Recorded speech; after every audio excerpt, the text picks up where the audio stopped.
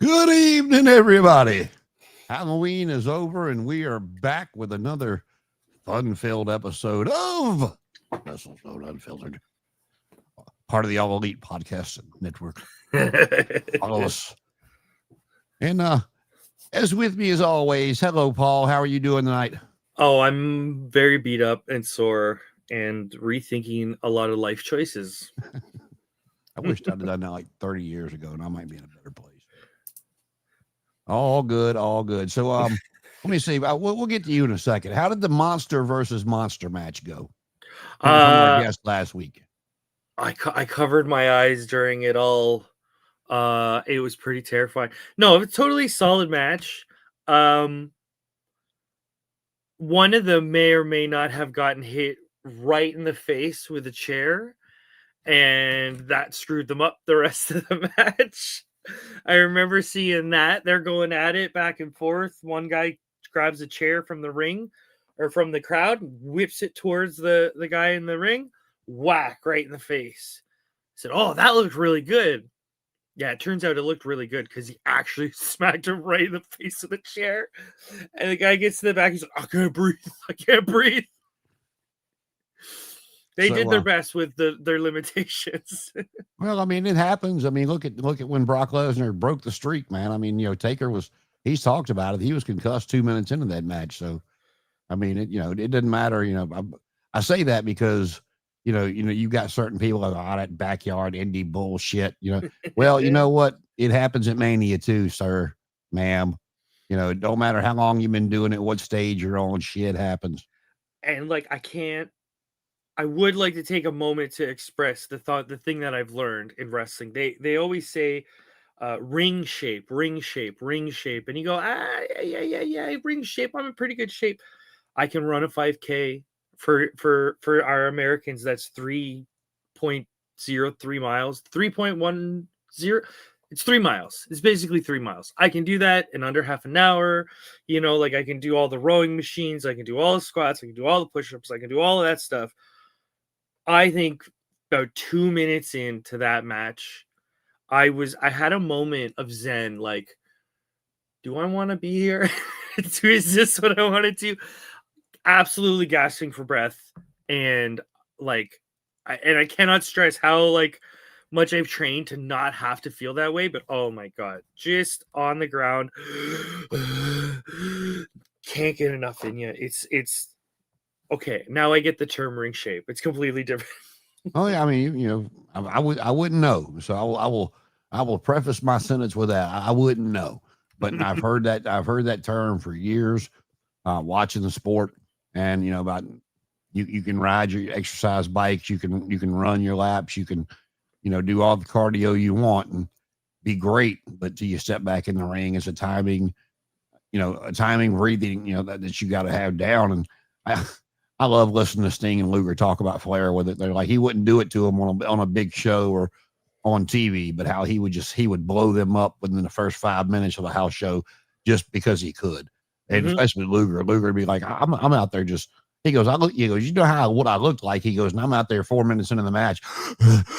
He goes, and there's Rick in the ring. He could wrestle another 3 hours and still not break a sweat. And I'm like, and it's like, you can't train for bumps. Like, I know that sounds weird because that's what you do in wrestling, but what I mean by that is, okay, open the match up, everything's great. I'm thinking, I'm breathing, we're all on the same page. I took one shoulder tackle, hit that mat, bam, and just like, what is the license plate of that Fiat that's mad at me right now? Like, immediately kind of in a different place, completely out of breath. It's a whole different ball game. Well, to me, again, I've never done it, but the way I've always looked at it from, listening to different perspectives is you train to fall, to not hurt yourself, to not hurt somebody else. Mm-hmm. And the more you do it, the better you get at protecting yourself, but you callous up and it starts just not, bother you quite as bad anymore. That was the, I guess, advantage, maybe you could say, that the guys and girls in the territory days had, because they were wrestling, 6-7 nights a week, sometimes twice on Saturday, sometimes twice on Sunday. And, you listen to, people like Flair and Blackjack and Dusty and all them talk from their interviews. Some of them were doing 3 shots on Saturday and Sunday, depending on And what. hey, if you look at any official sports league, American, non-American, whatever, if you're getting paid to be an athlete, you're not training once a week. Like, look at any NFL team or CFL team, at least 3-4 days a week. Yeah, but the NFL, day. the new collective bargaining agreement, they can't be hitting in pads, but like every so often. So they're basically out there running around in shorts and shoulder pads. I got you. Hey, I'll get paid to do that. Oh, I agree with you wholeheartedly, but it goes back to, for me, why you see so many more injuries. Yes, the sport's different with wrestling as well, but because there's more high risk offense in there, but it's also the fact of they're only doing it once a week, maybe twice a week, because you might see 1 or 2 people on Dynamite and Collision. Mm-hmm. It's normal, but it's not a lot of the same people.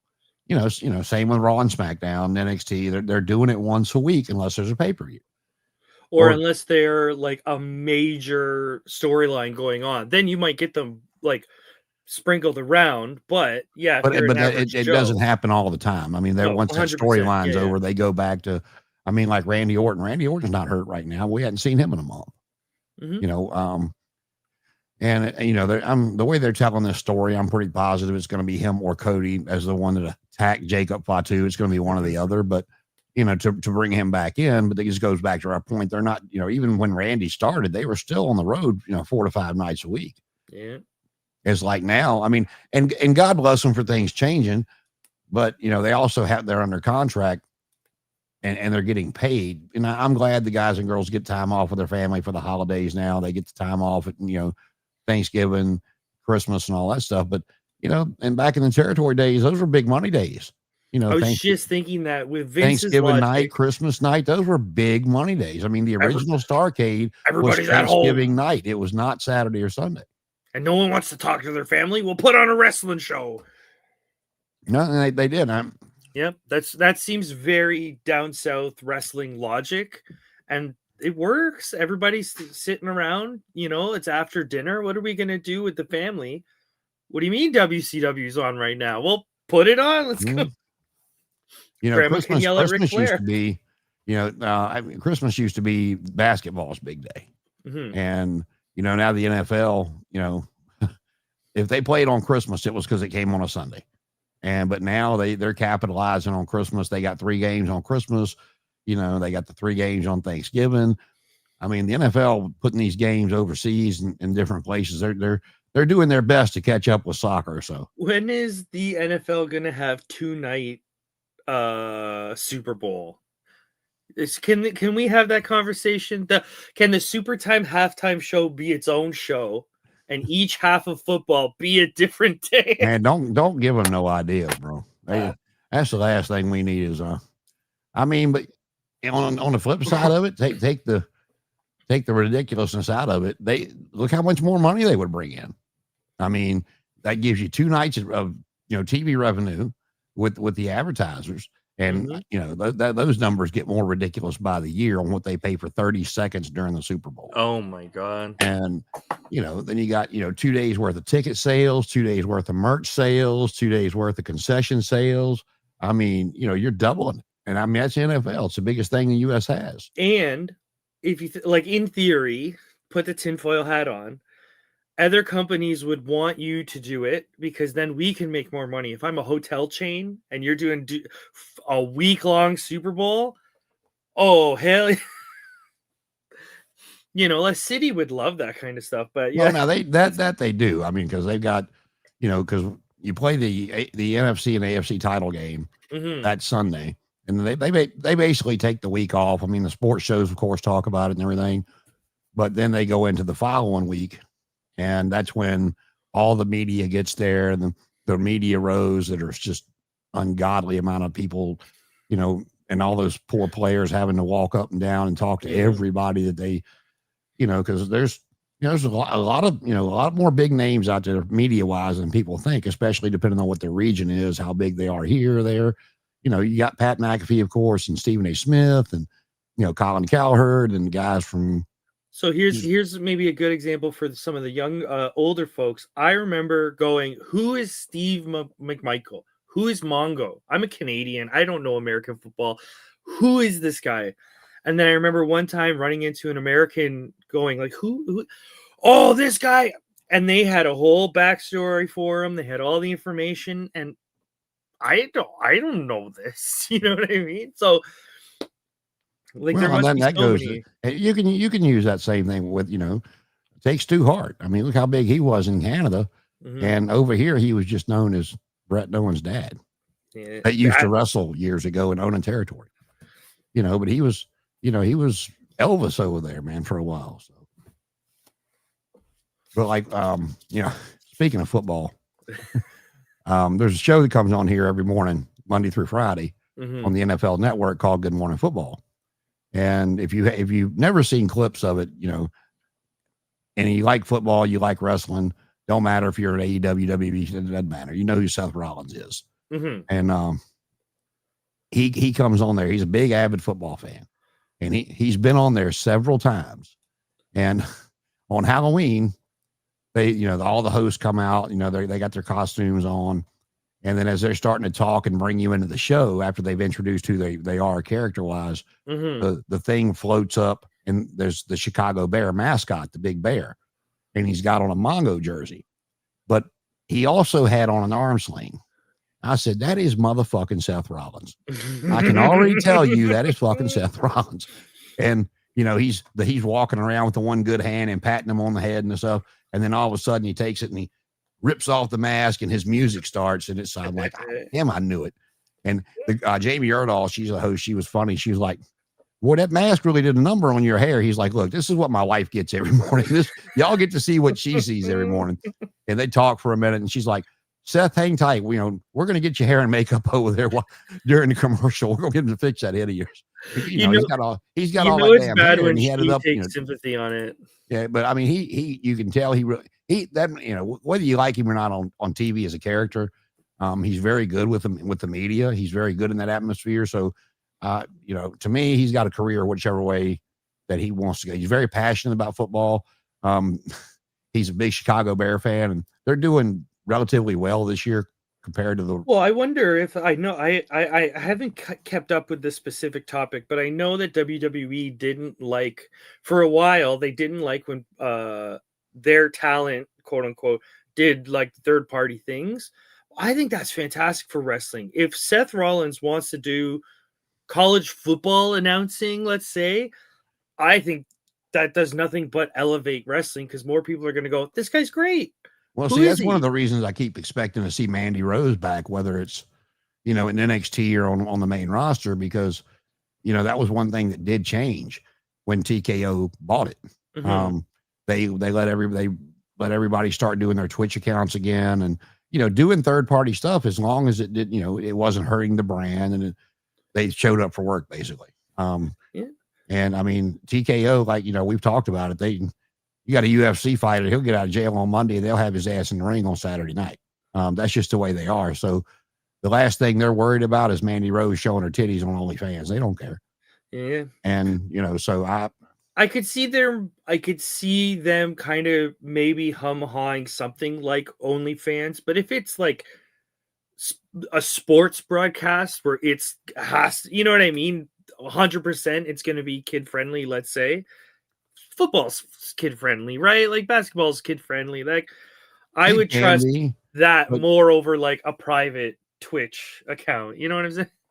But my thing with Mandy Rose, normally I would agree with you with the OnlyFans thing, but they got Cody out there dropping an F-bomb in front of a bunch of children on whatever pay-per-view that was. And, they've went a little more risque. It's like, 2 weeks ago, Nikki Bella come out and her titty popped out. And I'm like, well, that's only the 10,000th time that's happened over her career. Disgusting. Where did that happen? It was on Monday night. She came out to help Stephanie McCoy. 2 or 3 Mondays ago, she come out to help Stephanie. So, and as soon as as soon as the screen went black, I'm like, Nikki Bella's titty popped out. I already knew. What did we call it years ago? There was a phrase from Wardrobe going back, malfunction. yeah, that was the Super Bowl with Janet Jackson's wardrobe malfunction. Wow, I feel old now. Thank you. Oh, speaking of Halloween, this is something that was in the back of my head as kind of Halloween was going on. I noticed that there's a lot of nostalgia for my generation, let's say, older like kids Halloween shows. Like I don't know if you've ever watched like Goosebumps or Are You Afraid of the Dark or those silly kind of for kids Halloween shows that are spooky. And then it dawned on me, why doesn't WWE go full tilt on the holiday special? Now, this might be a controversial statement, but I didn't mind the zombie battle royal only on the idea of it was so ridiculous it came full circle to being great again. So I think companies like AEW and WWE are missing out by not putting out a tongue fully in cheek Halloween spooktacular. And like not just matches, you know what I mean? Like mix it up, have weird stuff, have weird gimmicks. And then you just go back and watch the relaunch of ECW on Sci-Fi. You get all of that. You had the zombie, you had Mordecai, you had poor Paul Heyman. Okay. Felt so bad for him. So people poo-poo on that because that was supposed to be the running storyline. But if they just did it once and they just said, hey, it's just once, wink, wink, I think the fans are going to be in on it. Yeah, the only thing that they ever caught a lot of flack about was the first time that Austin stunned Santa Claus, because it was like it wasn't revealed to be one of the boys in the back that was dressed as Santa Claus. Oh, in kayfabe, it was actually it was an old like guy dressed up at like you see at the mall, like you're talking about earlier, that was out there throwing stuff, and Steve Austin come out during his heyday and he stunned Santa Claus, and they got so much shit about that. So the rest of the time he did it, if you saw him do it out there after, it was either obviously one of the boys dressed up as Santa Claus, or it was him dressed up as Santa Claus stunning somebody. Yeah, no, there was a part of me that was sitting there thinking, like, you can't get the Godfather to be Papa Shango for one night. Like, where's the boogeyman? Come on, we don't need bumps. Just you show say up. That if you, and people can go find it. It was one of the better episodes of ECW I ever saw. It was one that I think they were still on just the MSG network, but it was Halloween. Mm-hmm. I don't know if it was that day or Halloween was just that week, but Heyman let like everybody that had been in WWE come out to like Shane Douglas come out dressed up as Dean Douglas, and Nova come dressed out as whoever he was. It was great. It was great. It's so easy, especially if it's a one night special. We just say, look, you can even say it's non-canon. People know what that means. Just say, look, it's a bunch of silliness. Don't expect anything serious. And I think if you tell fans that, put it in a smaller arena, make it cheaper, I think it would be such a hit. Yeah, and if you don't want to do it on the main roster, at least do it on NXT. I think they would have fun with it. You could even just make it a small independent show that's just sort of off the beaten path, and just say, hey, if you want to buy it online, buy it online. And if they're going to do something like that, I don't know how much longer Paul White's got with AEW, but you're going to need to bring him back, because that stuff he did years ago was fabulous. And it feels just so simple to put it all together, just to say, look, who do we got the Wyatt Six, or like we have the Dark Order, we have things around us that are just get Julia Hart. Can we just, you know what I mean? Like do a couple spooky things, call it a day, do the whole Halloween Havoc set. I love that stuff. Oh yeah. The hair and makeup people last week for Halloween did a pretty good job of dressing up Hangman Page as Tony Schiavone's family. Yes, that was such a weird angle. And by weird, I mean good. Like that was a great reveal. And I love when they stay in character on social media, because where last Wednesday on Dynamite, when Callis did that, we talked about it, that summit that he did, and said he was going to put Okada and Takeshita in a match together on Saturday night. Well, the match got signed for against the Acclaimed. And I didn't see Collision. I went back and watched it. I know Takeshi Okada won, but Anthony Bowens, as soon as the match was announced by Tony Khan, got on Twitter going, "Have you lost your fucking mind, Tony? Cancel the match." I was like, "What are you thinking?" I was like, "Oh, that's great." And what's funny to me is so this is somewhat like the bit where you find out that it's not Tony. There's like an implied logic. So when you see that matchup, you go, "Oh, that's like someone playing Raw versus SmackDown, and they put, two of their best people against two jobbers just to completely crush them." And we all know that. So they can go, "Oh, we get why he's reacting like that." But I have to commend the segment where we find out that it's not Tony Schiavone, because they used the Marshmallow Man from last year. Yep.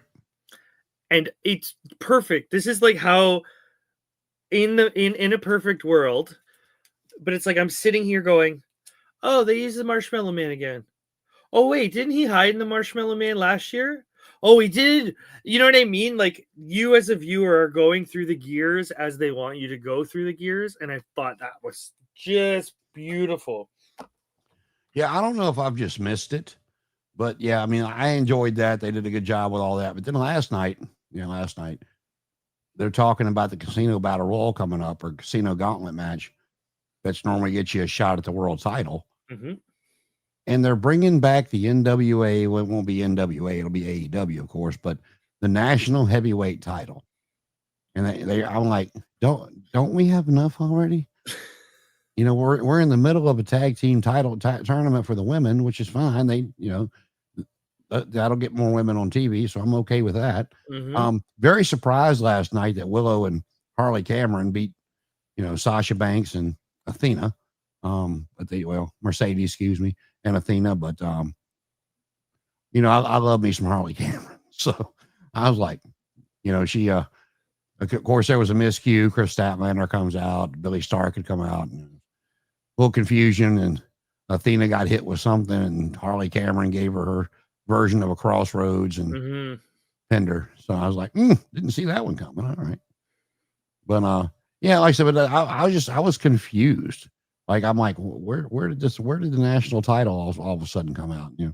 And Don Callis out there talking about Wahoo McDaniel, and the last time the national title was seen on TV, and he brought it up, Nikita Koloff was the one that retired it. If I remember correctly, and I would have to go back and look, I want to say Terry Taylor. No, that was TV title. Somebody was a national champion. Nikita was a U.S. champion, and they had a unification match for the belts, and Nikita won. So the U.S. title stayed, and the national title was gone. But I'm just sitting here watching TV, going, what the hell did I miss? I mean, because like when they were doing when they were going to do I don't know what the hell they call it. Was it called the international title at first, or was it the other one? International. Because it was something, and then it was international, or it was international, and then it was something. It doesn't matter anyway.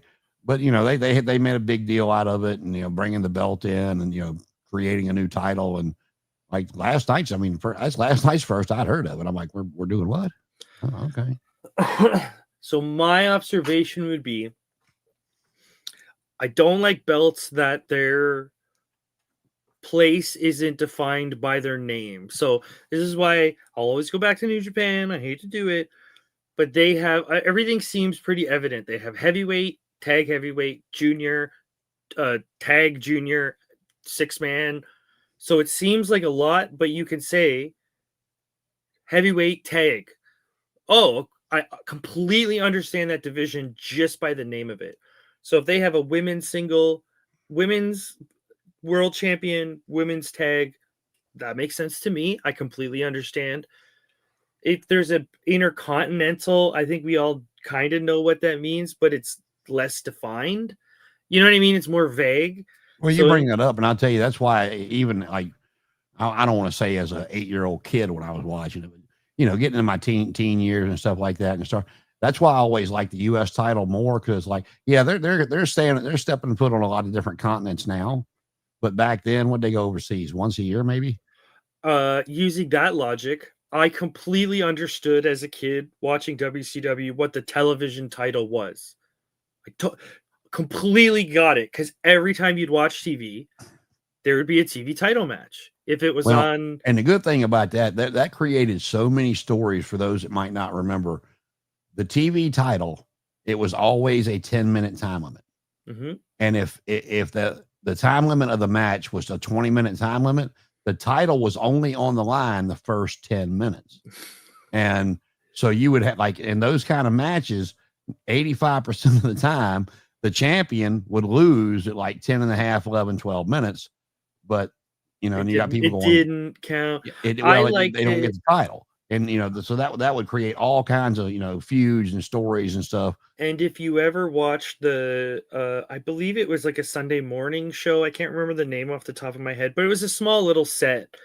That was the title that always showed up. So if there was like bunch of jobbers, oh, here comes Hacksaw with a TV title, will beat up a jobber, but that'll be your main event, quote unquote. Or Booker T will show up, but that'll be like 5-minute squash, get out. So as a kid, I get it. TV title on the TV. So Well, TBS. see, that's the 10 to 12 difference between us. My favorite memory of the TV title as a kid was Roddy Piper was a TV champion. Oh my goodness. Ric Flair was the U.S. champion. Mm-hmm. Piper, of course, was the heel.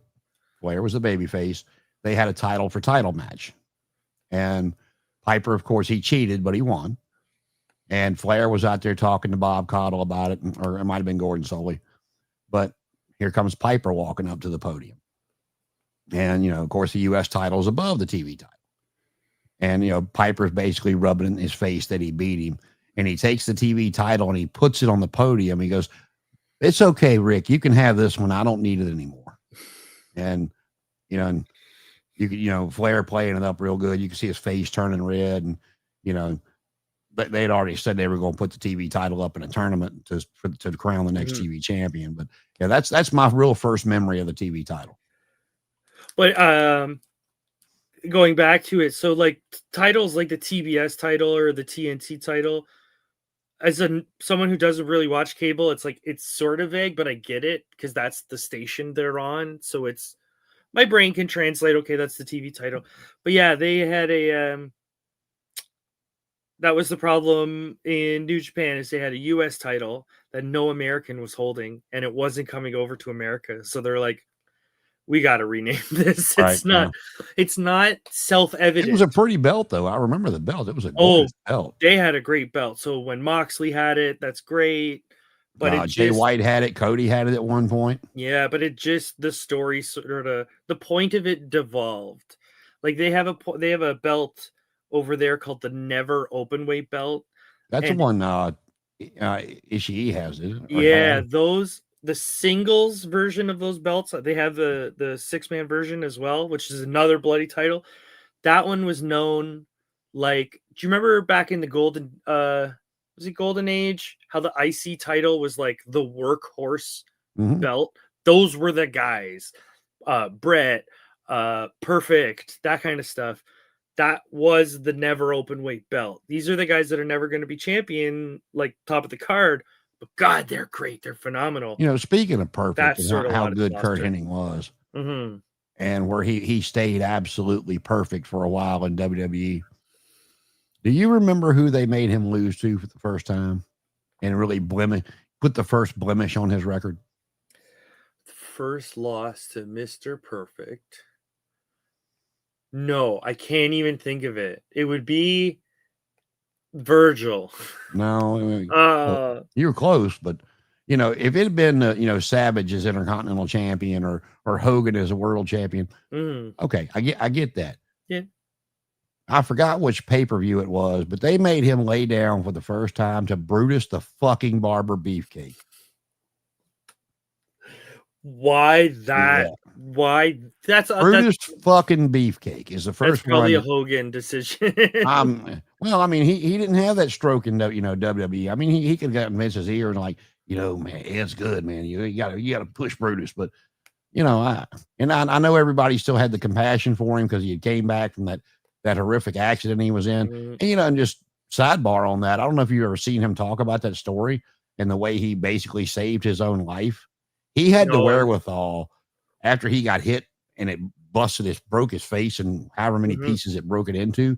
The man had the wherewithal because he couldn't breathe and all that pain to take his 2 fingers and stick it in his mouth and push his palate back up so he could breathe while they Oh were my god. on the I thought way you were to. gonna say like a pen because I've seen that in No, yeah, that movies, you've but seen that too, but I mean, you just got your face broken, you can't breathe. Who the hell thinks that quick in a situation like that? Now, somebody on the outside, maybe if they've got some kind of medical training, put their fingers in your yeah. mouth to see, but you're laying there, you can't see nothing. Your face is in 500 pieces, but you got the mindset to still stick your fingers in there and push that up so you can breathe. I'm like, that's Well, let's say that's intelligence and not just the crazy things when you're panicking because you're almost I mean, dead. it could be too, but I mean, it's just, like I said, that was a time, he had came back and, Mhm. everybody was still, patting him on the back and, we're glad to have you. And, God bless him for being able to come back from that. I mean, that's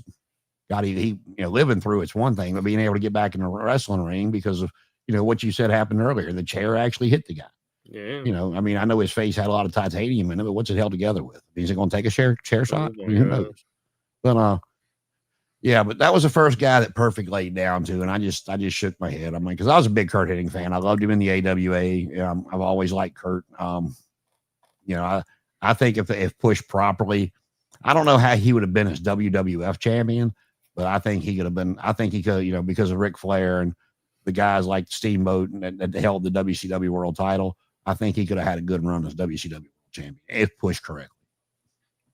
Yeah, I don't know. It seems I don't know. I don't personally see it. I think Perfect's one of those guys like Dolph Ziggler that just has that glass ceiling above him and it's never. But then again, I might just be focusing on the Mr. Perfect gimmick, which I think is a bit silly to be a world champion gimmick. I know people love it, but part of me is like, See, I didn't look at him that way as Mr. Perfect. People always rave about the double turn with Stone Cold and Brett. mhm, The first double turn I ever saw was Nick Bockwinkel and Kurt Hennig. Kurt was chasing Nick. He was your typical heel. He was your Ric Flair of the AWA, maybe a little more sophisticated with his words, but mhm. he, very rarely did he, scream and holler the way Rick would do. And when he got animated, Nick was always more subdued and basically told you what he was going to do in a very, very intelligent manner. And normally he would go do it. But he the crowd hated him, and Kurt had been chasing him and chasing him and chasing him. And I don't know if he pulled him out of his tights or somebody handed them to him, but it was in a match with Nick, and he started doing some heel tactics, and you started to hear a little bit of boos, then you hear a few more boos, and then the finish comes, and he like I said, I don't know if somebody handed him that roll of quarters or he pulled him out of his trunks, but he hits Bockwinkel with a roll of quarters with the referee's back's turned, and finally gets the AWA World Title, gets the 1, 2, 3, and the crowd is just shitting all over it. Okay, here's a question. When he hit him with the quarters, did the quarters explode? Yep. There we go. That's wrestling right there. That's how you do it. Yeah, that was I good can old days, man. visualize it. As soon as you said it, I'm picturing he swings open fist, it hits everywhere. And for some reason, the ref counts to 3 while going, why is there like Are we playing $20 slots in worth the of quarters? somebody playing slots in the ring? Yeah, like where did all this come from? I love that logic though. But that's wrestling, right? That panto. We have to make sure everybody in the back row sees it. How do you see a roll of quarters? The whole point of having a roll of quarters is the guy's not going to see it, right? Yeah, I wish I could remember if somebody handed them to him for he pulled them out of his tights. But like I said, that was the first double turn I ever watched it, and it held up well. I think That's it's something you could go back to. Now the match speed probably wouldn't hold up real well today, but because it was a wrestling match, it wasn't it wasn't a spot fest. No, it wasn't a flippy boy. yeah, and but it was you can watch the psychology, and then like I said, you slowly start to see Henning starting to use a couple of heel tactics and Mhm. a couple of boos here, and then a few more boos, and then you know, once he used that roll of quarters, that was it. The crowd was like, no, we don't like you no more. But it was a very slow burn through the match. Yeah.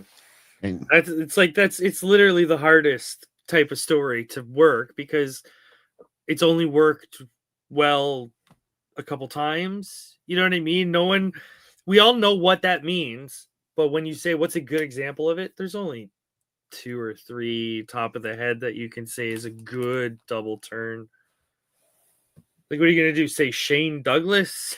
Like, well, when Flair beat Hogan for the title and not Fall Brawl, but damn, what was the one they had in February?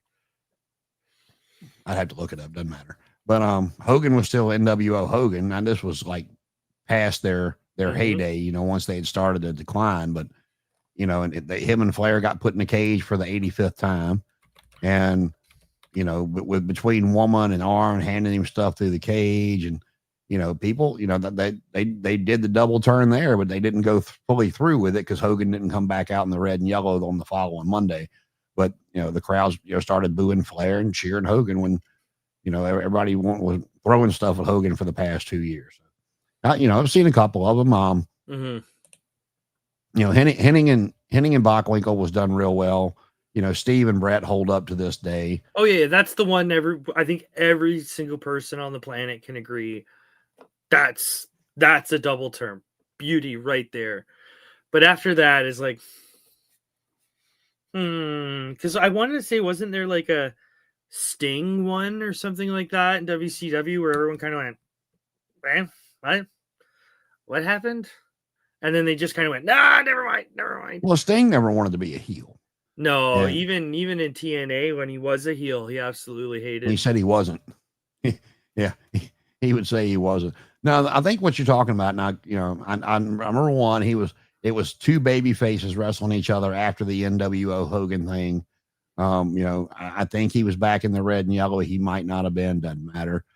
But he was still saying that, you know, that we were back to when Luger first appeared of how, you know, Luger was no good. He was this, he was that. And, you know, Luger came in the ring and when the referee was down and had the bat and trying to go after Hogan, and Hogan got Hogan knocked the bat out and like had Luger over cowered in the corner. And he's, you know, him and Sting had just not finished yet, but they were wrestling each other for the belt. And he's pointing over there at Luger going, see, I told you. And he took a step toward Luger. And when he did, Sting picked up the bat and hit him with it and knocked him out and put him in the Scorpion. And the referee, of course, magically came to at that moment that he's in the Scorpion. And, you know, Hogan didn't tap, of course, but he was out from the bat. And the referee raised the arm 3 times. And that was it. I never quit. I passed out.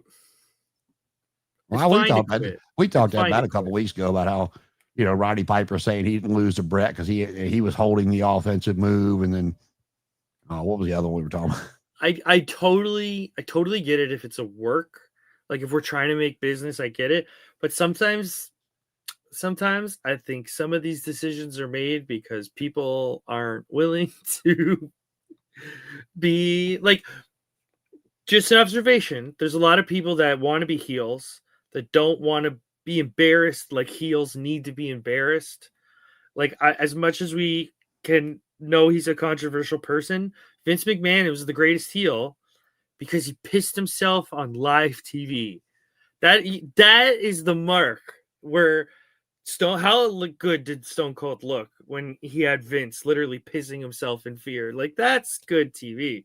Well, you know, I mean, Shawn Michaels has talked about it a lot. He's like, you know, one of the reasons that they didn't mind doing stuff that Vince asked them to do was because if he asked them to do it, you know, he's talking about his WrestleMania entrance. He said Vince went down that thing before he ever let me on it. And, you know, talking about Vince getting his head shaved and all the spots that Vince put himself in. And, you know, he's like, he goes, how could we say no when he's out there doing all this to himself? It's like, here's what I think is another good example of this, but might be slightly off. John Moxley's character has a reputation right now of quitting instantly as soon as like it gets hard. Yep. Every I Quit match he's quit basically immediately as soon as he didn't have the Death Riders. That's great because as a heel, You have something that the baby face can get over on. So how did Hangman win? He just persevered. And see, Moxley just, you know, I know Joe won that 4-way match to get another shot, but it's like this is what I don't like about today's wrestling is, you know, that somebody gets pinned clean in the center of the ring, like Jade Cargill. I'll use her for example. Okay. Tiffany pinned her clean. I mean, it was not even close. I mean, Tiffany out wrestled her the whole match and then pinned her clean with the moonsault. No Nia Jax, no nothing, you know, in that title match that she had. And then, but she gets another title shot. And, you know, it was already set up before she turned heel. And it should, you know, as soon as they said she was getting another shot at Saturday night's main event, I'm like, why? Well, can't we give it to somebody that, you know, hell, bring somebody up from NXT? So you know, here's why I like kind of stupid excuses, but it's like, okay, do you have the briefcase? Sure. I love that. Why does she get a chance? Because she has blank, because she won blank. So if you win Queen of the Ring and now she could sit, okay. No, that's a great, I like those stories because, you know, that way they can look and say, okay, you beat me. I'm going to work my way back to you now. Yeah, but it can even just be something small to like a multi-man match. Why do you get the title shot? You want a multi-man match for the chance. Okay. Yeah, I sort of hate when they just go, this person gets a shot and you go, why that? You know what I mean? Like, give us at least something to go, oh, that's why. Well, that, and I don't know if you've been paying attention to it too, but the last 2 weeks in a row, they've had Hook tap out, which is something he never did. Yeah. You know, when he lost to Joe back when they were feuding, you know, when Joe first arrived and he was starting to come on the scene with the Taz mission, you know, his red rum or whatever you want to call it. Joe put him in the choke, but he didn't tap. That was his thing. He wasn't going to tap, and he passed out. Well, you know, last night he tapped out to a backbreaker from Hobbs, and then the previous week he tapped that out. makes sense. Have you seen Hobbs? Yeah. Yeah. No, it makes sense, but it's like I'm wondering what they're doing with Hook's character, because that's 2 weeks in a row that he's tapped out. The week before he tapped out to Joe in the clutch, and then this week he tapped out to Hobbs in the backbreaker, you know, the torture rack, and like that was just something before this round that he never did. And I'm trying to figure out where they're going with it. You know, it's like, are they setting him up to turn heel and go back with the ops? I mean, what are we doing here?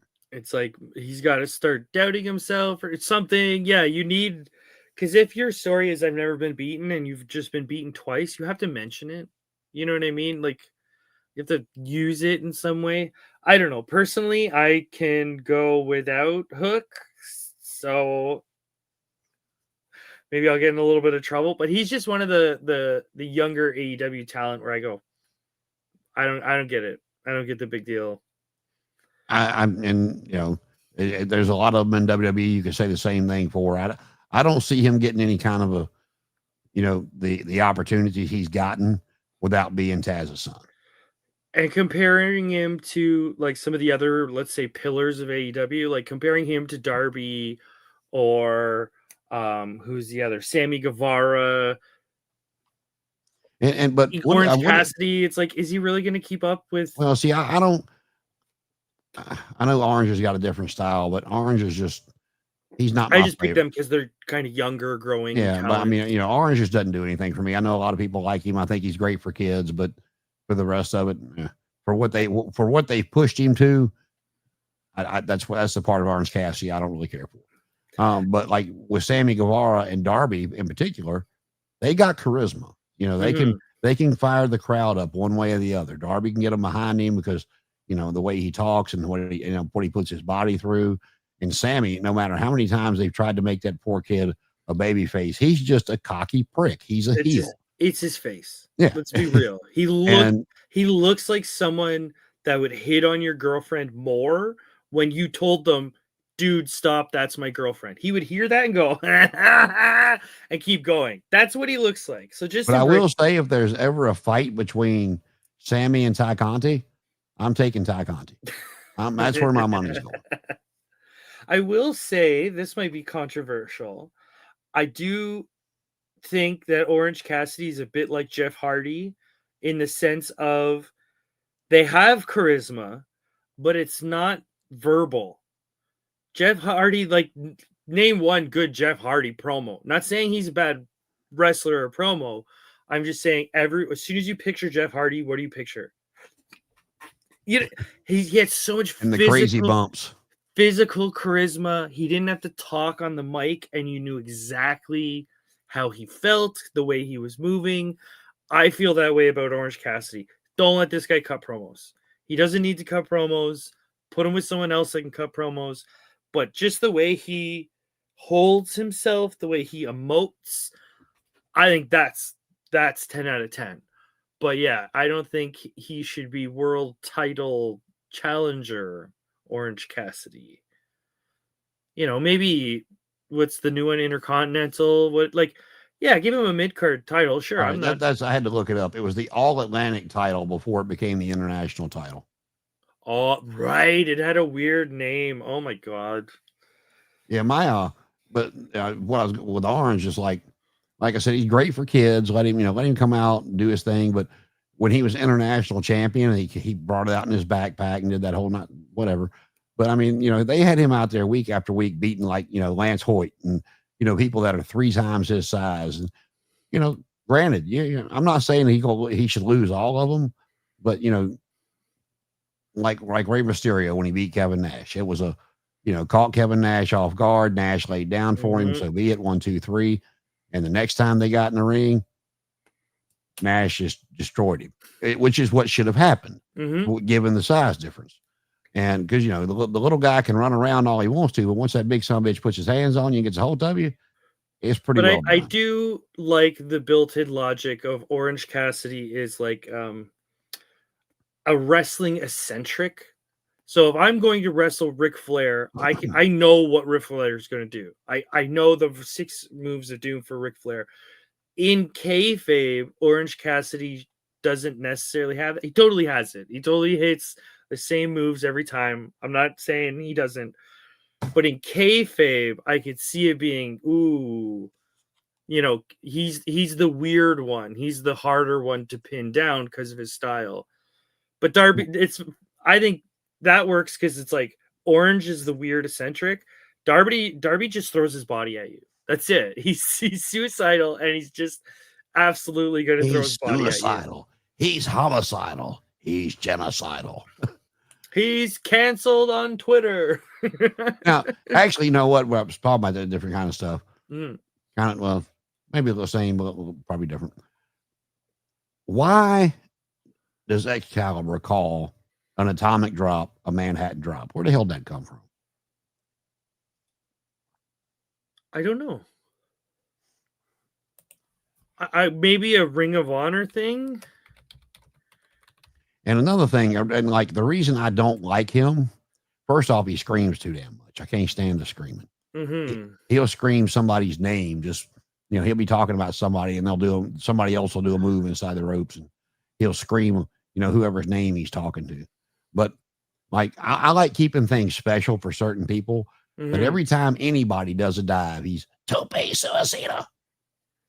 Keep that for the luchador. I think that's just a symptom of modern American wrestling, where it's like big moment, yeah. Well, no, I'm saying I don't mind it, being called that. I don't mind it being just called. Bring it back a little bit, yeah. Well, to me, the American wrestlers should suicide dive for the luchadors, and maybe like Okada and Takeshita, the different ones. Then you can use tope suicida, to dignify that, they're a bit more worldly, or whatever you want to call them. But when you start throwing it on everybody, and like the first time I heard him call an atomic drop, a Manhattan drop, I'm like, and this is why I don't fucking like you. I just Googled it real quick. Do you want to know why they call it a Manhattan drop? Go ahead. Because they're nerds. So I Google it, Manhattan drop, Tekken Wikipedia. The Manhattan drop, also known as the inverted atomic drop, is a move used by King II, the second. I don't know how I'm reading this.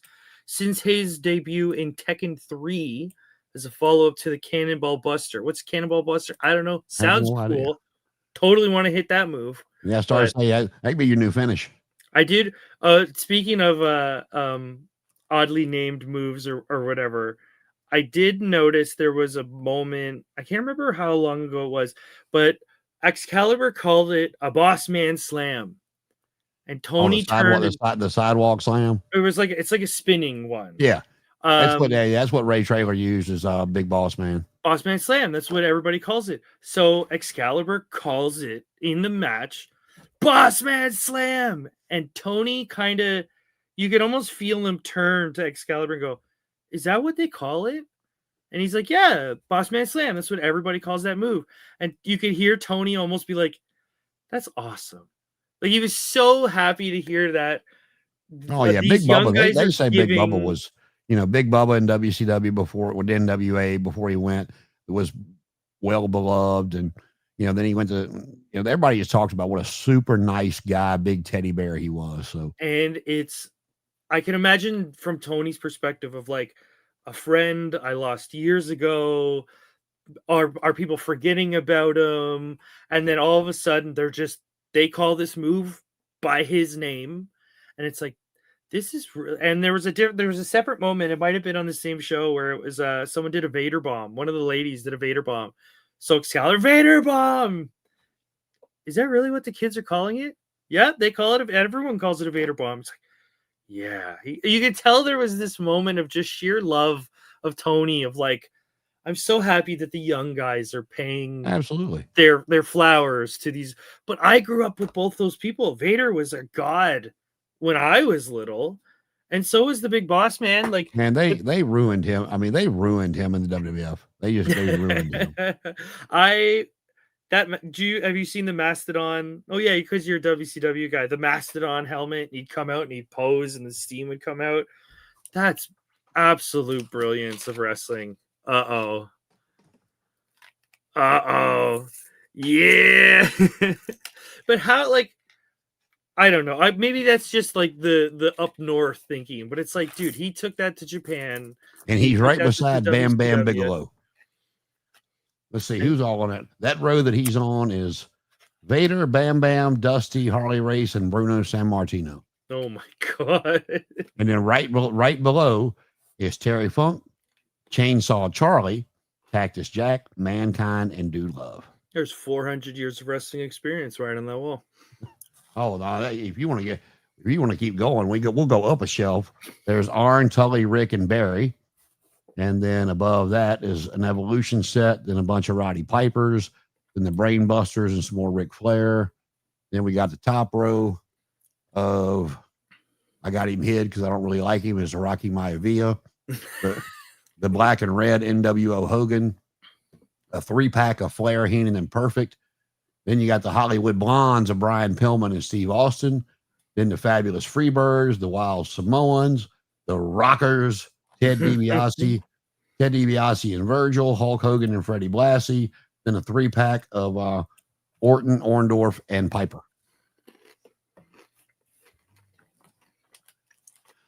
No, I'm really appreciative of seeing those kind of names come back, because there was a stereotype I had for, it's going to sound weird, for hip hop. I always said hip hop's best when it's a reflection of the last generation.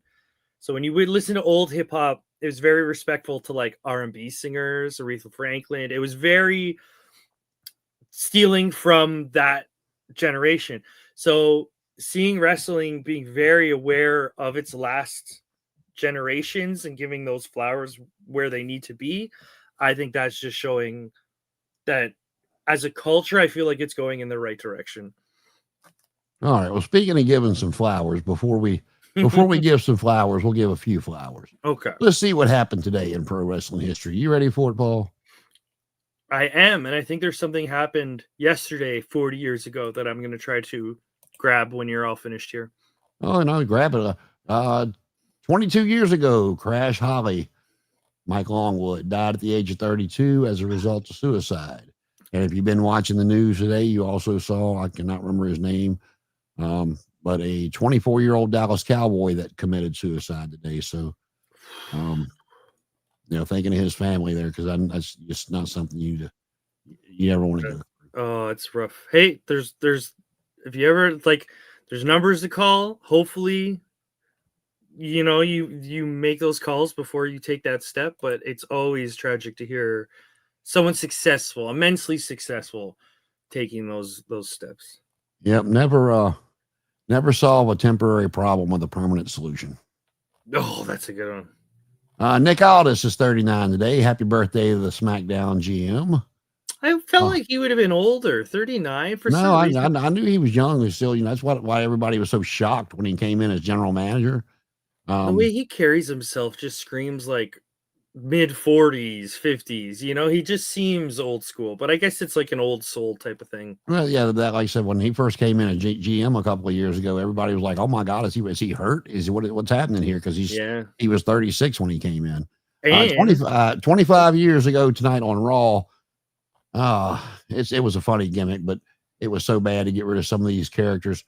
The Good Father, Bull Buchanan, of Right to Censor, defeated the Hardy Boys to win the tag team titles.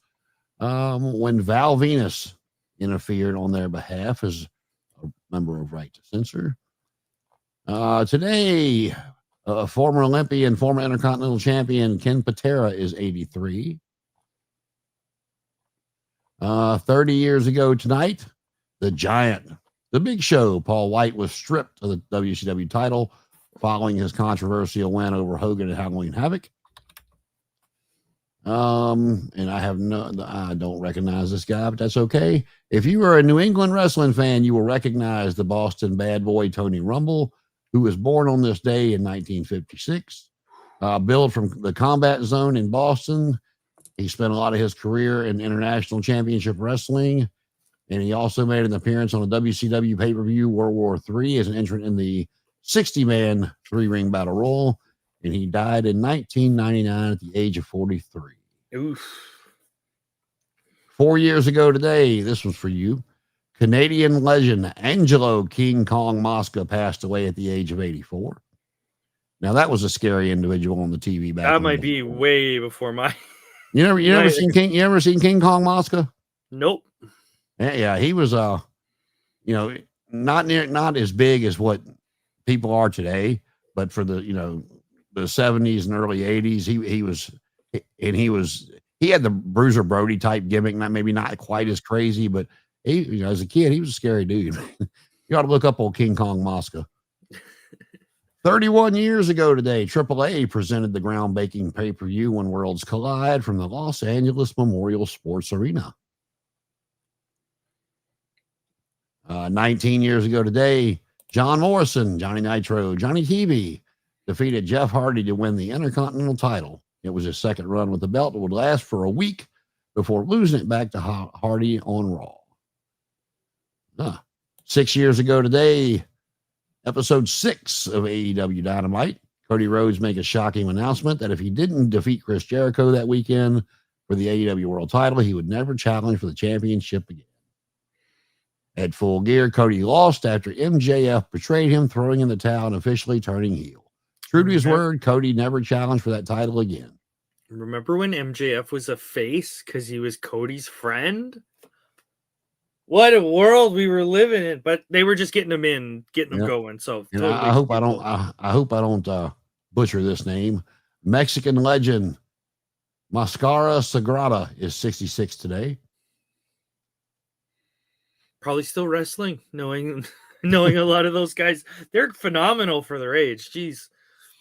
48 years ago, Captain Redneck Dick Murdoch defeated Jerry Oates to win the Mid-South North American title. He would hold that belt until February before losing it to the Big Cat Ernie Ladd. Almost done here. Let's see. 7 years ago today, the trainer of Shawn Michaels, Jose Lothario, passed away at the age of 83 in Monterrey, Mexico. Was that the fella he brought with him when they did that whole angle? Yep. Okay. He won, and then he stayed with him for a little bit, and then he come back with he walked down the aisle by himself at WrestleMania, and then he pointed up, and then when Michaels come down, he was also with him at the Royal Rumble when he won the title back from Sid. That was supposed to be the whole Vader angle. I always vaguely remembered him having some old dude with him as a kid going, who's this old dude? I don't know. That was his trainer. I get that now, but as a 10-year-old, I didn't understand. And the last thing they got thrown in here was 25 years ago tonight on Raw, Steve Austin was again the focal point of the show. He interrupted Vince McMahon's in-ring speech and refused a handshake. He warned The Rock not to double-cross him in their tag match, and later accused Vince of masterminding the plot behind Rikishi running him down. Kurt and Stephanie tried to intervene, but Austin dropped Angle with a stunner. And for a moment, it looked like crucified the lady. Austin fought off both men in the tag match, brawling on the floor, hitting the Thesz press, fighting out of the double teams to survive the numbers game. But just when it looked like Angle and Rikishi might overwhelm him, Triple H hit the ring. For a moment, it looked like he was there to help. Instead, Triple H cracked Austin in the head with a sledgehammer, revealing himself as Rikishi's partner in the hit and run that took Austin out a year earlier. Triple H then hammered Austin's open wound and allowed Rikishi to finish him off with a bonsai drop. Before we're all up there, Triple H grabbed the mic and told Austin, your search is over now. Now you know. And now you know the rest of the story. The worst story of that period. And I am saying that a little bit tongue-in-cheek, but he did it for The Rock. He didn't do it. Someone else did it, but he did do it. It got too much. Oh, yeah. Wait, did you find what happened 40 years ago? So there was this movie that came out November 4th, 1988. I don't know if you've ever heard of this. It was made by some no-name John Carpenter. I don't know. It's a weird title. No-name, huh? No-name. It's got a stupid name to it. It's called They Live. That only came out, what is this? 88. How many years ago would that be? Don't tell me because friends don't do that to each other. It came out 3 or 4 years ago. No, I've got the they're in the other room, but I've got the VHS and the DVD of They Live. Yep. Honestly, when people talk about wrestlers in movies and they talk about The Rock and John Cena, no. I know Roddy Piper was in some mixed reviews movies, but just him being in They Live puts him at the top. Well, you know what John Carpenter's most famous for, don't you? Pink Flamingos. No, that's a different. It's a different person. He was the one that did the Halloween franchise with Michael Myers. Oh yeah. He did a lot of what was it? Escape from New York. He made a bunch of weirdo movies, but yeah, he's. Well, he's done interviews, since Piper passed away, and talking about when they met and everything for the movie. And he said one day, like a couple of days into it, Piper walked up and handed him a book, and he said, "What's that?" And he goes, stuff I wrote down going down the road. He goes, "That's where I come up with my stuff at. Look through it if there's anything you want to use." And he said, like the second thing he wrote was that line about, "I'm here to chew bubblegum and kick ass, and I'm all out of bubblegum." The version of the story I heard was they were going to film it, or they were preparing, and Piper said, like, "So, what's the line?" And John Carpenter's like, "What do you mean?" He said, "What do you mean? I'm walking in. I got to have a line, right? You got to have that boom." "Well, I don't know. What do you want to say?" "Well, I don't know." And that's where apparently the book came out and they started going through it. But yeah, nothing but great stories about Piper, the fight scene. There's like, once I saw that, I was like, we got to talk about that. Now, have you ever watched the show Cold Case that used to come on CBS? Maybe. I get a lot of those confused, like Forensic Files and that kind of stuff. Well, Cold Case was the one that had the what the hell was her name in the show? Lily Rush. She was the long blonde hair, and they would go back and solve cases from years ago. It was basically they showed how. If you watch the first episode, was it a fictional show or was it a documentary show? No, fictional, like Law and Order. Okay. But I used to love that show. It was because they would flash back to like they would have like the younger versions of people, and then like the cops had flashback to the present day, and they'd be interviewing the older ones, or anyway.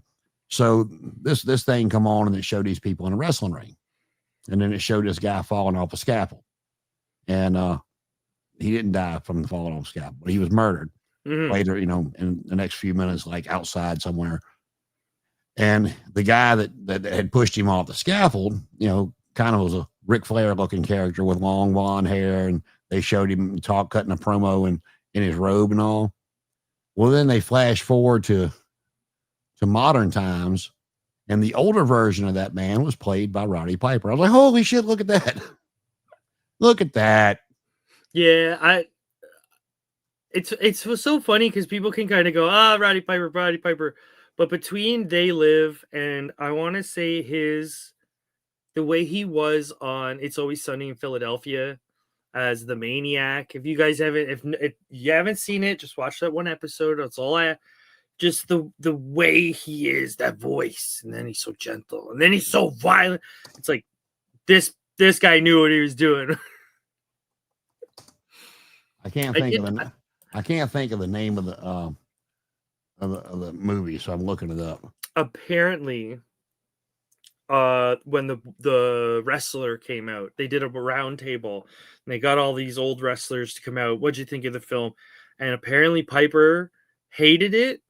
Like he said, I like it's a good movie, and he goes, I hate it. I cried through the whole thing. He goes, I'll never watch it again. And they said, why? And he goes, because that's literally, I've seen that happen literally to dozens of people. He goes, it's too real. But he was very, this has just turned into the Roddy Piper podcast. He was very expressive. He was very deliberate in his words, just like when he was on Bill Maher. Not to touch on politics, because I know Bill Maher is known for getting into politics, but if you haven't seen the Bill Maher clips, Bill Maher, I forget the term. He said something like, hey, are the fans in on the joke? And Piper just turns to him. And Roddy, I want to say Bobby Heenan was there, and Bobby Heenan just leans back. He just knows Piper's about to go off on this guy. And ever since then, I thought Bill Maher was kind of a prat.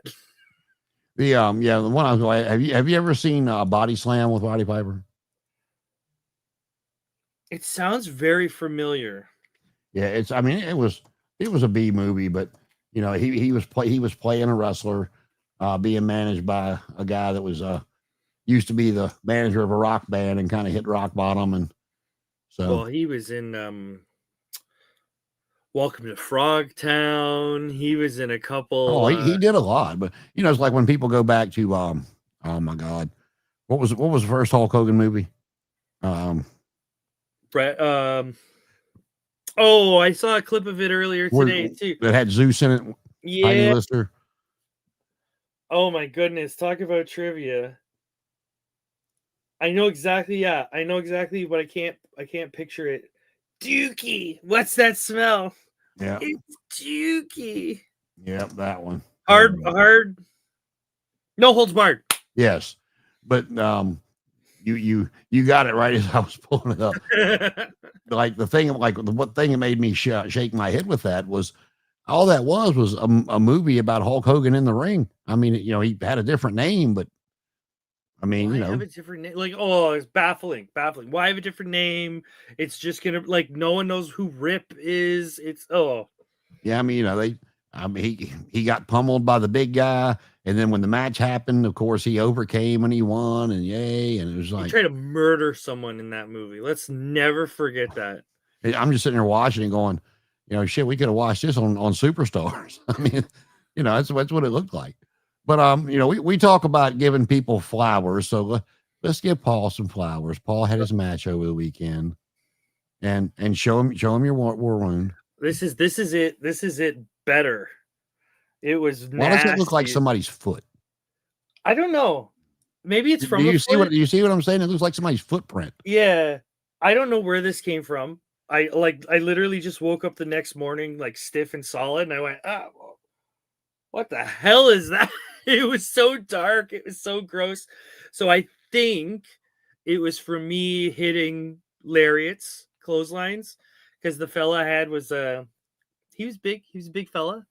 So all I could do is just take the fight to him. So I think that's a little bit of a punishment for maybe going a little too hard in the paint, but So, facing this bigger fellow, mm, were you the windshield or were you the bug?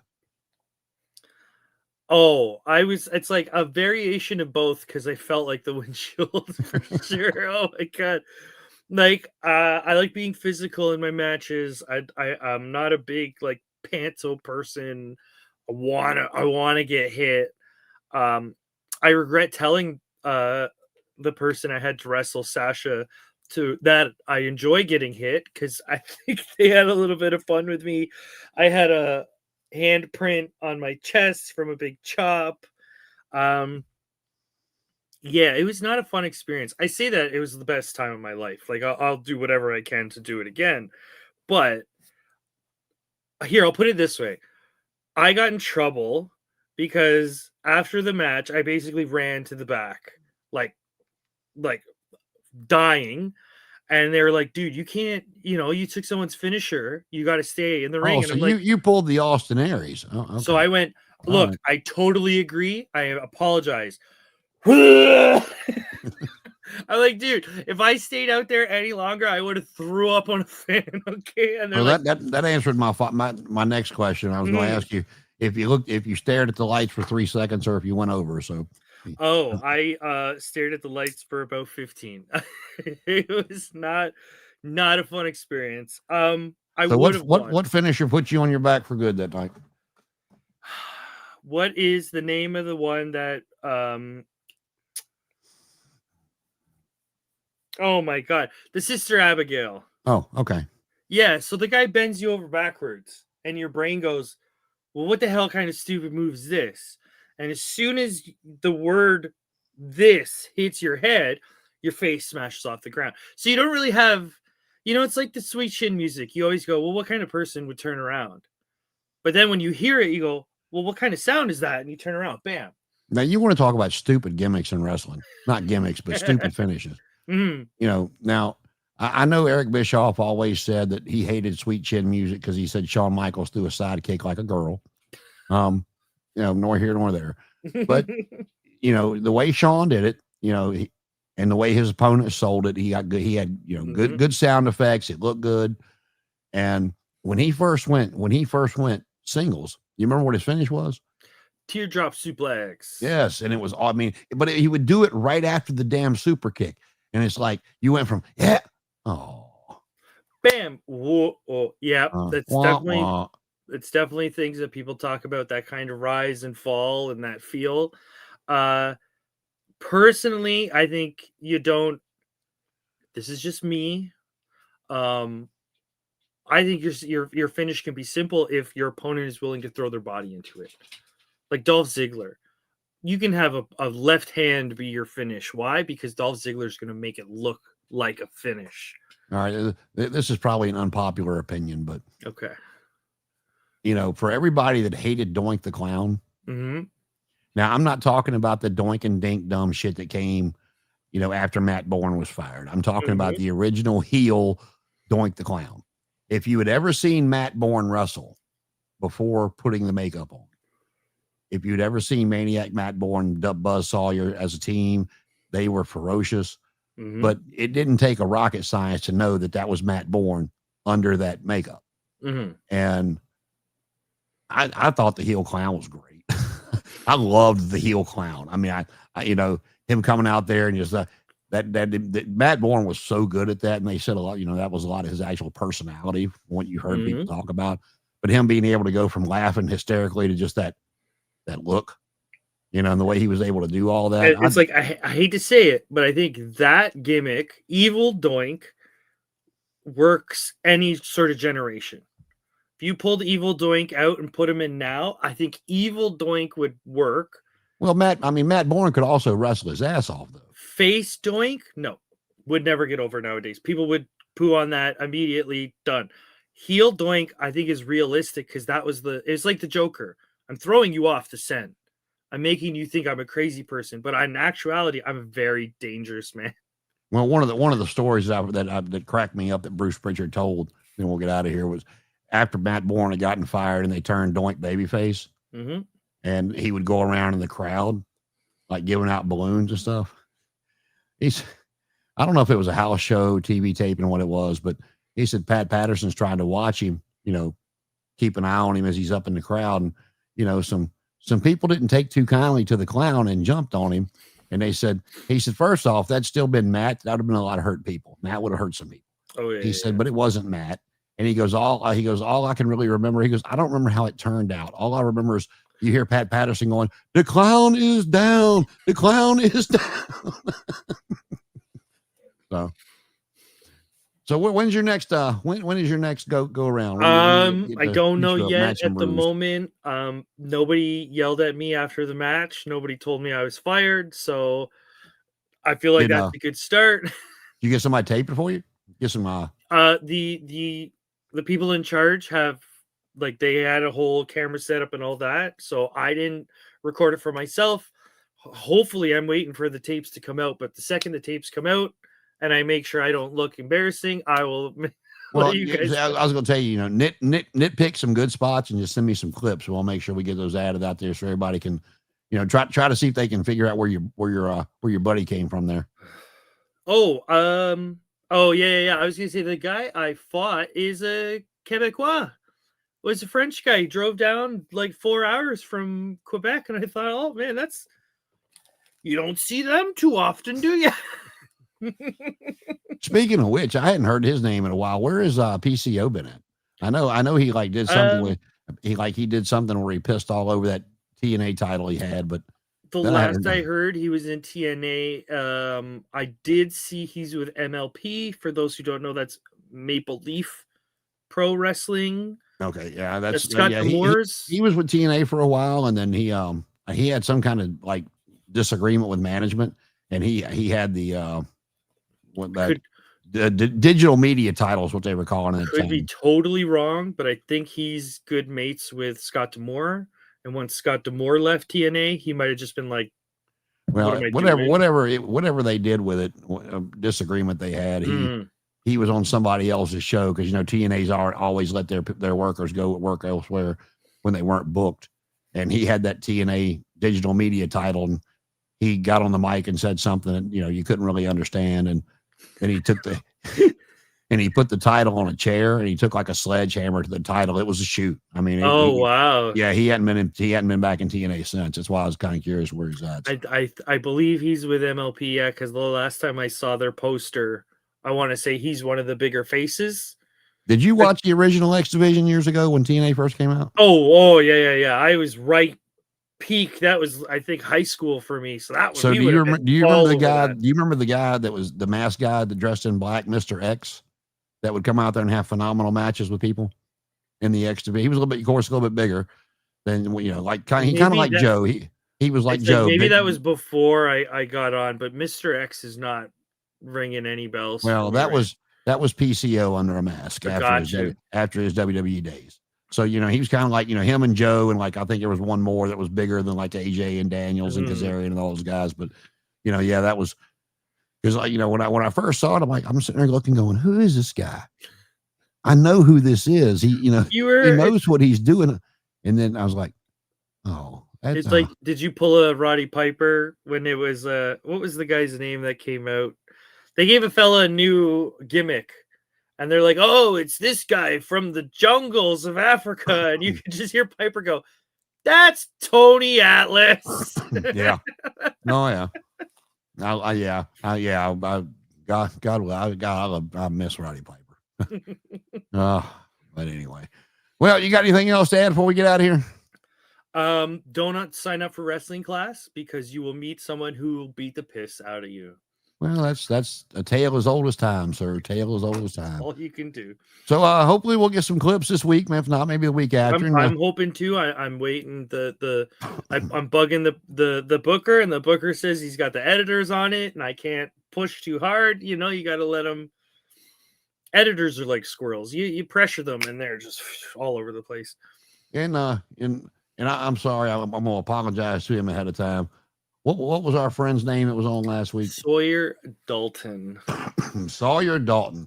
And you never did tell us. You didn't finish telling us who went over in the Monster versus Monster match. Long, complicated story, but I did not go over. We got that. So No, so Charles is the guy that brought me into the company. He's a buddy that I've known since like training. So he brings me into the company. He helps me. So after the main event, I don't know what happened, but I go out to help him. All of Sawyer's buddies are out there. They grab me, they pull me in the ring. They decide that was a smart idea to pick a fight. They throw me against the ground. I turn up. All of a sudden, Charles is wearing some sort of mask and just picks me up, smashes me on the ground as hard as he can. So I don't know what's going on with him. I think that mask is making him crazy or something like that, but I don't know. I definitely know that I did not win that match. That's for sure. well, Jesse said he will be back at some point, and I'm sitting there looking, and I feel bad because I cannot remember his girl's name who also wrestles, and so she's going to come on. She's one of the death match wrestlers in his promotion as well. Yeah. And we had some calls out this week, and as you can see, they did not make it, so that's okay.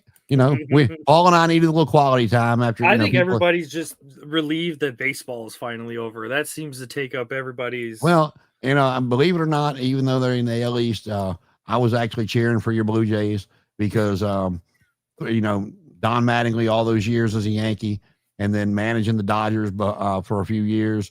And this was the first time Donnie Baseball had gotten to a World Series as a coach or a player. So one of the best wrestling moments I saw from the whole thing is they were not in the baseball stadium, in one of the basketball stadiums up in Toronto. They put the game up on the big screen. They bring everybody in to sit kind of in the basketball setup.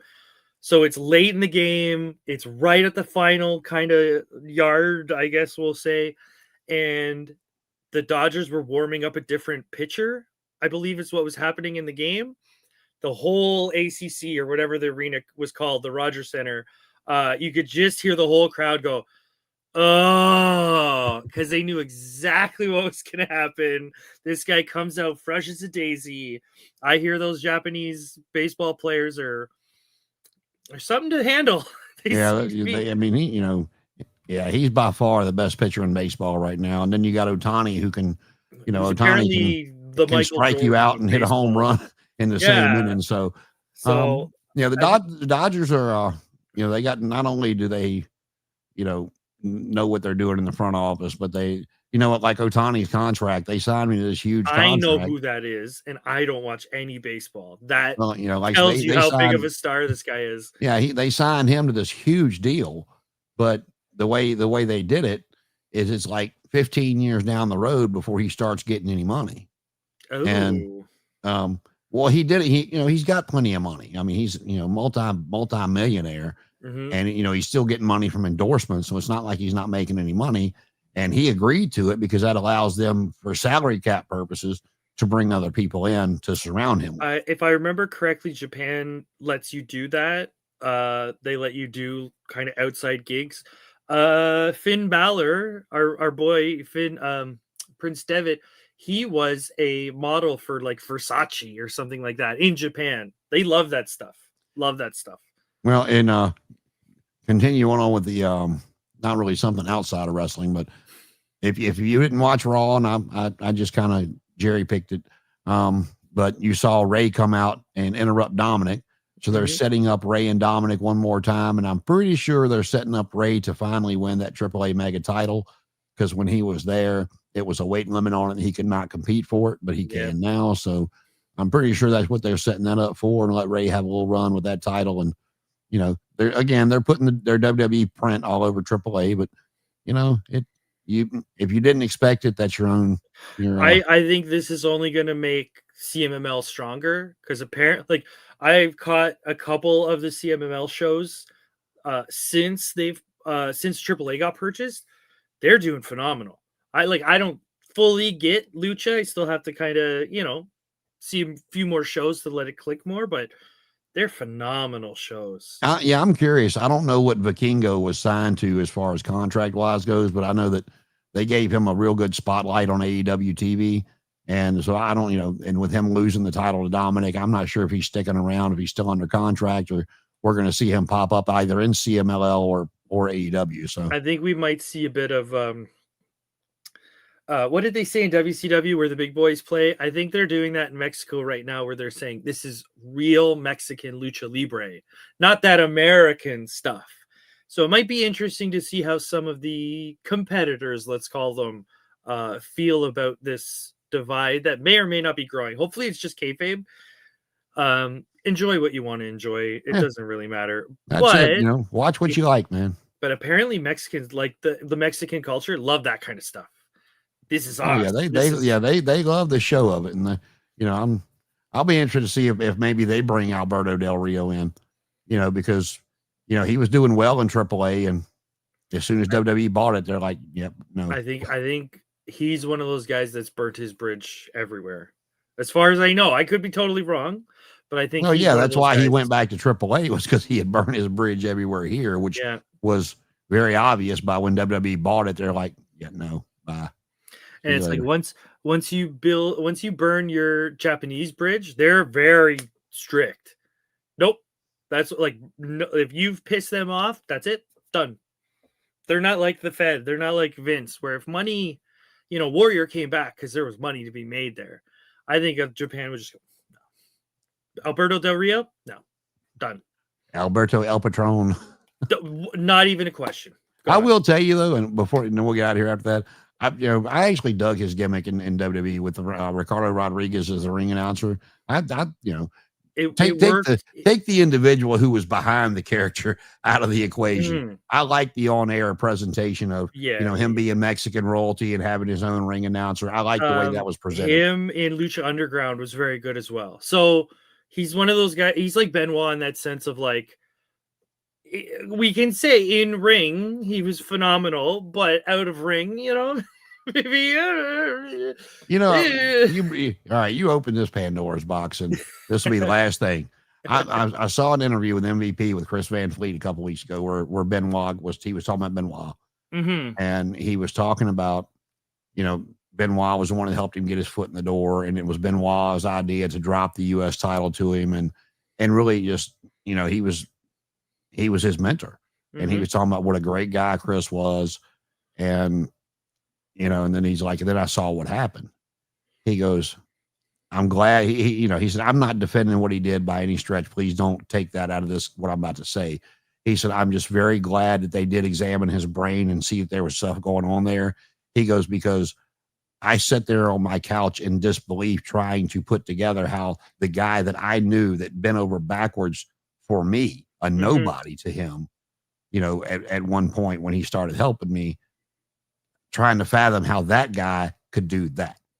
And he goes, we still don't have a full answer. He goes, but them examining his brain and showing us what the CTE had done to his brain, at least helped me cope with it a little bit. So, it's like, okay, similar thing. I remember there was a football player. We could just leave it on the effects of CTE.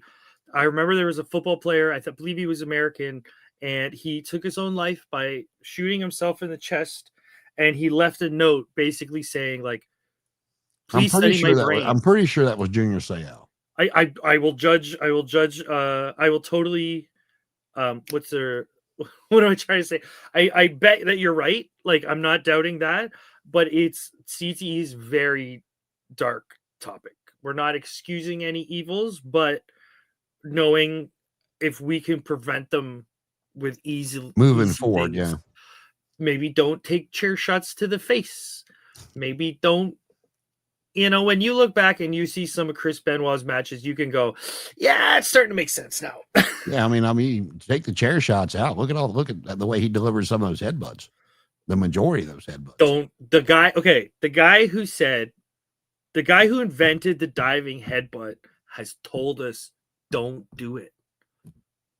Listen to vets. If Harley Race says don't do it, don't do it. Well, and I agree with that. But if you watch the way Harley did it versus the way Dynamite did it versus the way Benoit did it, Harley protected himself as much as he could. he came off very slow, and it was from the second rope. It was not the top. It was like a falling Yeah. instead of a jumping. Yeah. But like that should even that like I do love the Kokeshi, which is like just from standing, you fall over like a doll with the head too big. That I love. But the joke of that move is they never hit it. So that I And, feel you like, know, okay. and watching the shit that Darby puts himself through, if he can walk by 35, I'll be amazed. Do you want to know why they call it a coffin drop? Because if he misses, he's dying. That's why. No, I think it's a meme thing, but realistically, if he does this and nobody's there to catch him, he's dying, bro. That's it. Like, Well, see, every time ahead. he does it, like when he does it into a crowd off the top and going onto the floor, and there's like 5 or 6 of them, I'm like, trust fall, trust. I will say this: I think Darby has one of the strongest necks because when you see him do it, he always looks and his head is always taut. I don't think I've ever seen him crack his head full like speed. He's always been really good keeping himself safe. So I'll say that about it. Well, like I said, next week, hopefully we got some people coming back, or we have some new faces. You'll know we're going to work on it, and we appreciate you. And go put some ice on that, Paul. Give me about 1,500 Hindu squats before you go to bed tonight. And for Paul, I'm Jason. We'll see you next Thursday, 8 p.m. Come on out.